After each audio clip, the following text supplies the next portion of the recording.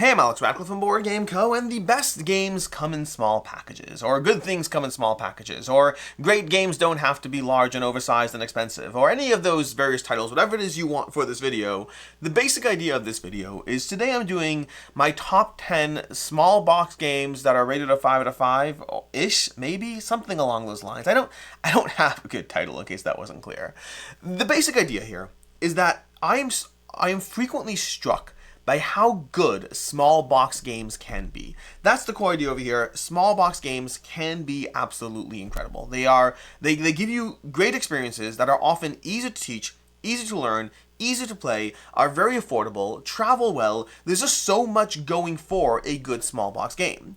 Now, the downside of a small box game is that very often all those things that make them cheap, easy to teach, easy to learn, affordable, travelable, all those things that make them those, usually often results in some degree of a lack of depth to the experience that sometimes makes small box games forgettable. Which is why for every single small box game that I love, and we're going to go through 10 of them in this video, there are many more that are unfortunately forgettable. That the package of what ingredients were put into the mix just didn't have enough variety or interesting mixings to result in an incredible game experience.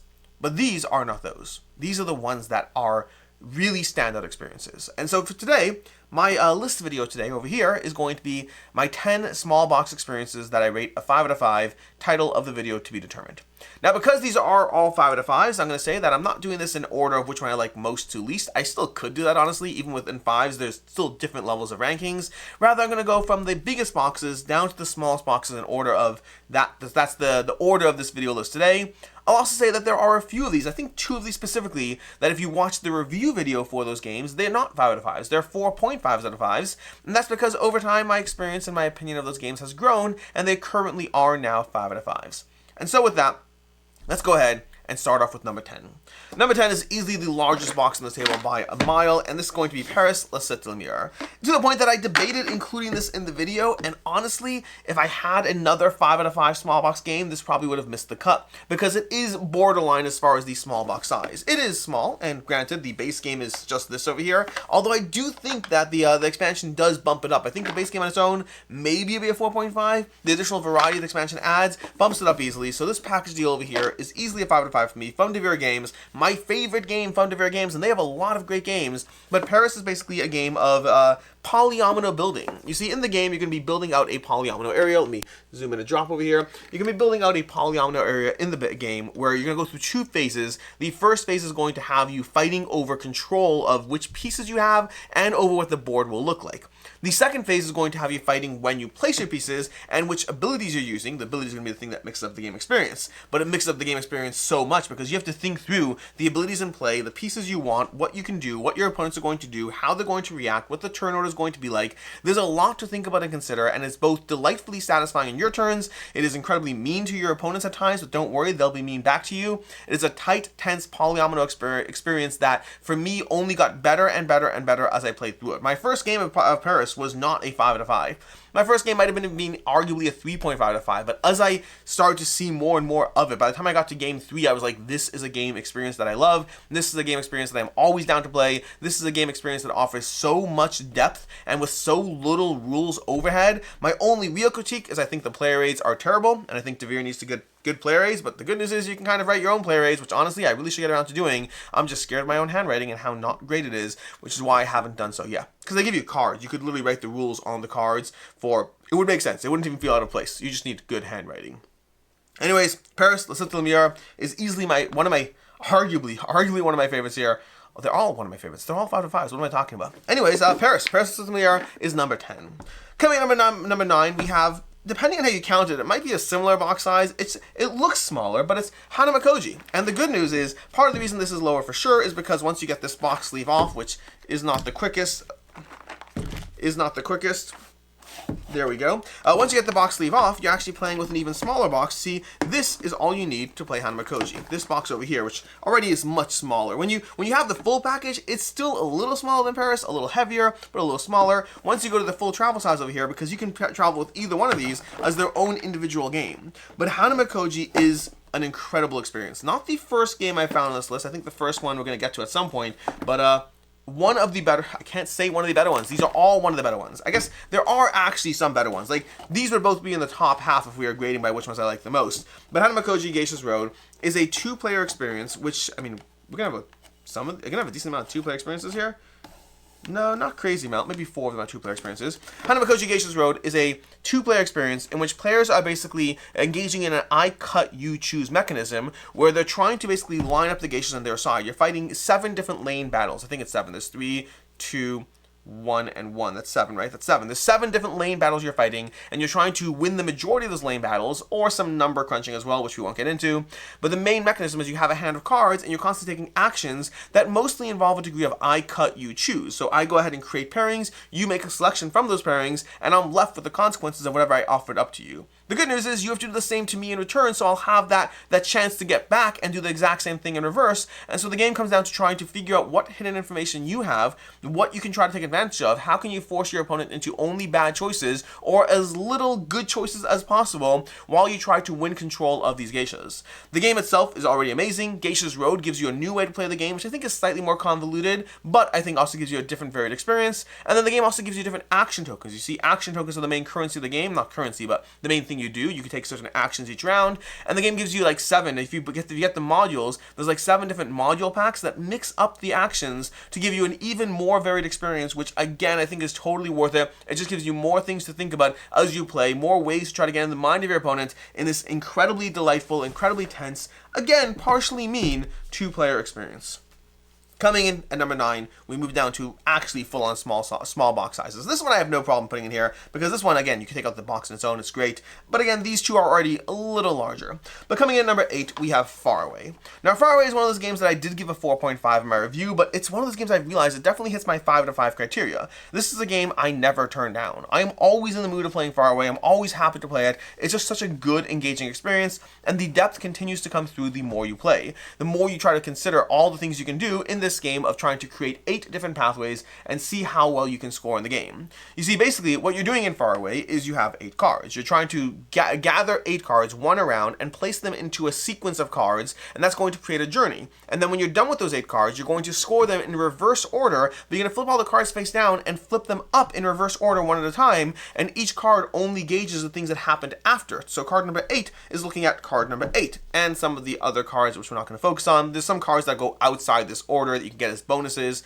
And card number 7 is going to look at card number 7, card number 8, and those bonus cards. Card number 6 is going to look at card number 6, 7, 8, and those bonus cards. So the order you build versus the order you score is different, and trying to understand how to build those orders to get you everything you need, it's again an incredibly charming experience that is fun to play, strategic to play. The rules for the game are 4 minutes. It's incredibly easy to learn, to teach, to travel with, and play. And if all that's not enough, it's also available on Board Game Arena, where you can play it as well in even another form. Faraway is absolutely delightful. Fun Pandasaurus games, another 5 out of 5, as these all are.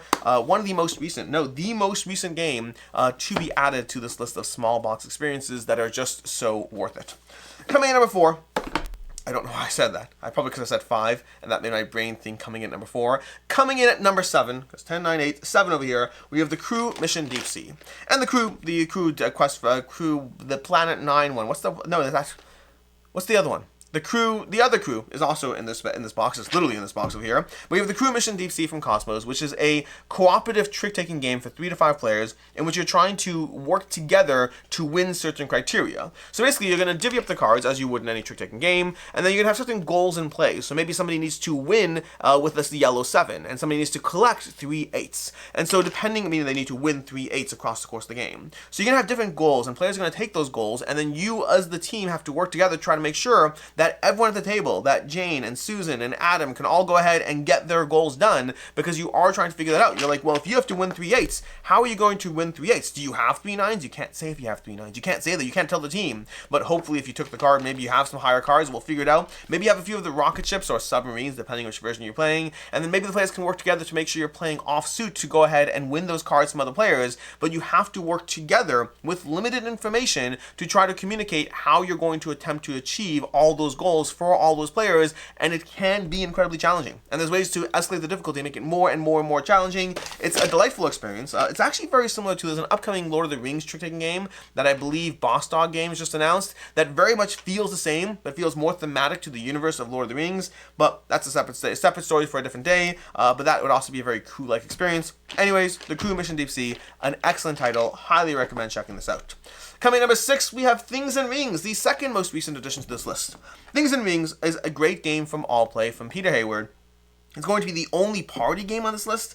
Like, there's some over here that lean into a party-like experience, like Faraway plays up to 6. We have another one coming that definitely, I don't know if that one's party. This is going to be the only party game on this list. Things and Rings is easily a party game, 2 to 6 players. The 2-player mode is kind of a little weaker. I still have fun with it, but it's definitely not a 5 out of 5 for me at 2 players. Versus once you're playing it at higher player counts, at 4 to 6 players is easily a 5 out of 5. 3 is good-ish. Really, what you want is a 3, okay. The levels are a 2-player game is just okay. It's good for practicing, for learning, stuff like that. It's good when you don't have 3 or 4 players. It's fine. A 3-player game is already good. It's already starting to lean into the Things and Rings experience, but then at 4 to 6 players is where this game thrives. The basic idea is you're trying to place things into rings, as the title might imply. You see, you're going to create 3 Venn diagrams on the table using actual strings, and the 3 Venn diagrams are going to represent an attribute of the thing. So an attribute might be made of wood. It might represent the yellow ring is going to be something to do with the spelling or the format. So it might be like has a double letter in it, having 2 R's in a row or 2 P's in a row.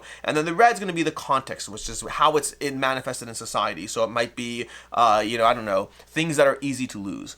And so, for example, when you sit there and place down, you're going to place down a toothpick, okay? Now, a toothpick has a double letter, it has an O. It's also made of wood, and it's also easy to lose. That would go in the holy grail, the center of the Venn diagram. But the problem is the players at the table don't know what these Venn diagrams are. So all they see is that the toothpick goes in the center, and they see that the metal chair goes into, well, just a chair. The chair, okay? The chair goes into, well, the chair would probably go into the wood category, because when I think of chairs, they often are made of wood. And it doesn't say metal chair, it just says chair. There's a picture, but it's up to the guider to kind of help the players figure out where things go. Because one person does know the rules to helping guide those. And then from there you have something like, I don't know, camera. Camera is going to go into none of those 3 things. It's not made of wood, it's not no double letters, and it's not easy to lose. It's going to go into a separate category called none. And so you're trying to place these things, and then players are trying to get rid of the cards from their hand. Whenever they guess where something goes, the person who's guiding the game, the DM effectively, is going to move that to wherever it's supposed to go. And then you draw another card if you're wrong, or if you're right, you get to go again, getting rid of another card.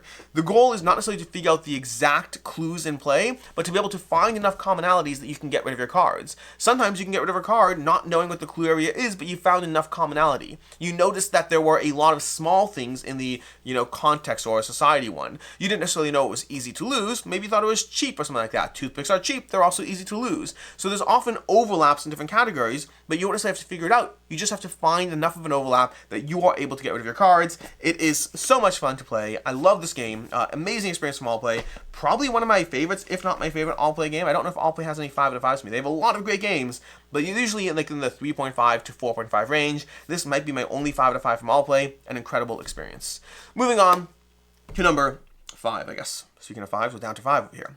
Number 5 over here is going to be 20 Strong. 20 Strong is consistently a good time. It is the second of 2, I guess some of these can be played solo, but in terms of actual solo games, I think there's only 2 full-on solo games on this table, and this is one of them. 20 Strong from Chip Theory is a small box game that fits in, well, this small box over here. Now, granted, there are other expansions you can have to add more things, but you can fit an entire playable experience into this little travel box over here, and it's going to give you a journey, an adventure, a fighting game where you're going to be managing your 20 Strong warriors. Those 20 Strong warriors are these dice over here. You're going to have these dice that you're rolling and trying to figure out how to use these dice towards your advantage as you figure out how to beat the enemies that you're going to be facing off against, because there are these enemies you're facing off against. There's going to be a sequence of enemies you're going through, and depending on the exact deck you're playing as, because 20 Strong is more of an infrastructure, a system. There's a lot of decks you can play over here. In this box is Solar Sentinels, but there's Too Many Bones, there's Hoplomachus. They just have a new campaign for Cloudspire, which has a 20 Strong Cloudspire deck. They've announced a 20 Strong Nemesis deck. There's the entire Tanglewoods line. There's a lot of 20 Strong decks out there, but they all follow a central premise. Power your way through a bunch of enemies, take down the ultimate boss, do so while maintaining your forces in one way or another, using whatever options are at your disposal, which might vary game to game. There's going to be some degree of pullback every round, where you get some degree of warriors refreshed each round, but usually you're expending more than that. On average, maybe you're expending 3 a turn and you're getting back only 2. Well, you have to find a way to recover that, or you're going to lose the game and run out of warriors. That can be through one-time use abilities, it can be through upgrading your stats, it can be through taking down enemies. There's a variety of things. Every game will be a little bit different, but they're all going to give you a incredibly challenging solo puzzle of managing your forces while you go on these quests to try to win. 20 Strong is absolutely fantastic. Coming at number 4, one of the first games I ever reviewed on the channel. It is one of the best over here. One of the best for sure. Oh my gosh, I am missing a game. I'm missing a game. We're going to have a 1+ over here.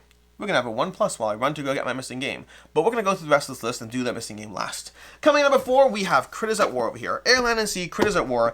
This is basically one of the first games I ever reviewed on the channel. Not this version of it, but rather the original Air, Land, and Sea, because this version came out later. This version is cuter and the exact same game, so I prefer the cuter, more high-pop artwork. But Air, Land, and Sea, Critters at War is a 2-player lane battling game. You're going to have different lanes in the game, specifically Air, Land, and Sea, as the name might imply, and there's going to be 6 cards for each lane. So 1, 2, 3, 4, 5, 6, 1, 2, 3, 4, 5, 6, 1, 2, 3, 4, 5, 6, and then the problem is, every single one of those cards, well, except for the 6 is just strong, but the other cards all have abilities on them. And those abilities, you have to try to figure out to learn those abilities, because players are going to use them against you. Because you're going to have your own 6 cards, I'm going to have 6 cards, and the 6 cards not in play, sometimes you draw cards, things can happen. But in general, what you're trying to do is figure out how to outmaneuver, how to outwit your opponent as you play specific cards in order to basically, well, crush them. You want to play cards to the lanes that help you, to the lanes that hurt your opponent. You want to flip cards at certain times so they just become a reduced value. You want to turn over abilities that get in your way, but most importantly, you want to have some degree of prediction over what the players are holding in their hands to get one over you. You see, the hook of this game is the fact that in each round, you're gonna win a full 6 points if you crush your opponent. But if you withdraw early, if you see the tides are not going in your favor, the earlier you walk away from combat, as opposed to forcing the end game, the fewer points you get your opponent. So if I see you have a good hand, if I see you have a good set, I can walk away early and maybe you only get 2 points if I walk away early enough. The later I go, the more points you gain for winning. And so there's a tight challenge of knowing your own hand, seeing what others are playing, and trying to read the battlefield early and figure out how can I withdraw. Because if I can mitigate my losses, I can lose 4 or 5 games, and you could lose only 2, and you'll lose the overall battle. So it's not just about the cards, it's about knowing the cards in play, reading the battlefield, reading your opponent, and knowing when to push and when to back down. That is the challenge of Critters at War. It is so good. There's an offshoot version of this game as well, not the original art, but there's an offshoot version of this game that is almost as good. It's like so close. This one is slightly cleaner, a slightly better game. That's going to be Air, Land, and Sea, Critters at War. Amazing experience. Coming in at number 3. And again, we have a +1 apparently on this list. Paris would not have made it, it turns out. Coming at number 3, we have Colorreto. This is an older title, arguably the oldest, not arguably, the oldest title on this table over here. Colorreto is just so good. It is one of those games that I'm always happy to teach. Again, these small box games, they're so easy to learn. They have like pamphlets of rules, like this little tiny little pamphlet, nothing to get into. And Colorreto is a game of trying to ensure that you get the right colors of cards and trying to stick your opponents with the wrong colors of cards. You see, in Colorreto, you're going to basically have colors of lizards. That's all you really got over there. Well, you also have point scoring cards. You have cards that are just worth generically 2 points. And what you do is you line up cards in different rows. If there's 4 players in the game, there's going to be 4 rows of cards you're developing. And then each turn, you either take a row or you draw a card and add it to your row. Now, if a row is good enough, you take that row, which we'll talk about why it's good enough in a second. If a row is not good enough, you draw a new card and put it in a row, but you may have just made a new row good enough for the next person. And so there's this weird challenge of trying to figure out how much do you want to push to be able to get up to 3 cards each round, versus how much do you want to be satisfied with what's in front of you and take something that's good enough right now. You see, because at the end of the game, you're going to score points for your 3 highest colors. You want to get large sets of colors, so 6 yellows is much better than 2 yellows. It just has scores on an escalating amount of points. And so you want to get 6 yellows. But the problem is, if I have 6 yellows, 6 reds, and 6 greens, that's amazing. That would be an incredible score. You would have gotten the highest score I've ever seen in Colorreto. But if you have 6 reds, 6 yellows, and 6 greens, everything that's not in your highest 3 colors scores negative points. So now having 6 blues on top of those would actually score the full negative points. It would be far better to have only 2 blues, because that's fewer negative points. So as soon as you get past your primary 3 colors, everything else is negative points equal to the same amount of positive points it would have been. And so that reduces a challenging puzzle. If I'm going for yellows and pinks, and there's a yellow and pink, I want to take it. But what if there's a yellow and green? Is that good enough to take? What if there's a yellow, green, and pink? What about that? Is that good enough to take? And what if I have a whole bunch of those greens, and those greens are going to be negative points, but this yellow and pink are good for me? There's a constant challenge of trying to figure out which cards are great for you in this game. It plays quickly, it teaches quickly, it is a delightfully fun experience, has a degree of not inherent take that in the gameplay, but similar to games like Paris and Hanamikoji, or even the Critters at War, there's a lot of meanness in just doing the thing that's good for you and how it's going to affect your opponent. From there, we got to Ancient Realm over here. Ancient Realm from Button Shy Games is one of my favorite Button Shy games, designed by Stephen Armani, who previously made Sprawlopolis. A lot of other games too, but Sprawlopolis is one of them. Sprawlopolis should get an extra shout out over here, because Sprawlopolis, once upon a time, was definitely a 5 out of 5 for me. I've played that game so much that my rating scale does indicate my desire to play that game, and Sprawlopolis has gone down a notch. It's a 4.5 out of 5, but it should get a special shout out because it was for a long time a 5 out of 5, but I've played it like 100 times, so eventually that does move down. But Ancient Realms over here is going to be another game that currently has me still in its charms. And this game basically has you trying to, these right cards over here, you can basically have cards that are going down onto the grid, and you're choosing how to overlay cards on top of other cards as you place more and more cards into the grid and gather various wonders. There's a currency game at play over here. There's a currency game of trying to figure out which currencies are going to help you in the game, which currencies do you need, how are you going to trade that in, how are you going to pay for the wonders. You're constantly challenged to figure out what's the best solo game you can get out of this experience. My one critique of the experience is right now it's kind of more of a beat your own score. I do want all the stuff that takes it past that escalates the gameplay for me, but as of right now, Ancient Realm is a ridiculously good game of managing your own economy as you try to build out the best and higher scoring civilization, and it's charming, gives you a lot to think about, a lot of variability to the experience. There's some core cards that give you ongoing rules adjustments. When you gather wonders, you get ongoing rules adjustments. You're constantly just tweaking an entire empire, but it's an entire empire of only 18 cards. This is delightful. Highly recommend you pick it up. And then coming at our number one, although again, there's going to be another number one after this shortly, we have Skulls of Sedlec. Easily my favorite Button Shy game, and one that I've played just as much as I've played Sprawlopolis. This is, well, maybe not just as much, close to as much. This requires 2 players. There is a solo mode as well, but I usually play this 2 players. This gives you such a good experience for 2 players in which you are drafting various skulls and trying to put them into your own board in order to score as many points as possible. The core idea is you just have different skulls or different cards over here. Let's try to go ahead and show you a card over here. You have these cards over here, and these all score in different ways. So these cards score 2 points if they're adjacent to a priest. These cards score 1 point plus 1 point per connected criminal. This is a criminal. So if you go ahead and place little puzzles like this, you're getting a point for this card as well. But this card wants to be next to a priest, so maybe you're trying to go ahead and place this over here. Priests score 2 points once per level. So this is already 4 points over here, but now this is an additional 2 points because it's next to a priest. And if we can go ahead and place the priest up there, that'd be great. The problem is we already have a priest in this level, so an extra priest will be wasted. The good news is you're building upwards in a pyramid structure, so if I can place a priest over here, that would be great. But again, I'm still trying to get those chains of connected criminals, so maybe I want to place this over here, which would be another, and keep in mind, you're choosing this from an open grid, you're not choosing this from a hand the way I am. Obviously, I have more control. And then you go ahead and place this over here, and again, you have more connected prisoners, because these are going to score for the connected prisoners here. These are going to score for the connected prisoners. Basically, every prisoner is scoring, except for this one is scoring for this one, but not for this one. You have these little hierarchies of how things are fitting together in order to score points, and there are different modules and expansions that give you more ways to mix things up and more things to consider and juggle. There's a ton of expansion content for this game. Don't mix it all in at once. Mix them in one at a time. There's ways to adjust the cycle of. There's a way to adjust the market effectively of the cards, so you have more showing when you're playing with more stuff. But effectively, this is an incredibly delightful point-scoring optimization game where you're considering a ton of different things as you try to build out your personnel tableau. One of my favorite 2-player games, one of my favorite small box games, and a great contender in multiple ways for spot number 1 on this list. And with that, I'm going to go ahead and grab the last game. The last game is for Northwood, which as I was looking over at Ancient Realms over here, I realized this was missing because I frequently travel with both of those games as my go-to solo travel games these days. Sometimes Sprawlopolis as well, they show up in the mix. It's still a great game, but these are very often my like, hey, I'm going somewhere. I don't know what's happening. I don't know when I'm going to be in an airport trying to figure things out. I don't know when I'm going to be on a plane and be a little bored.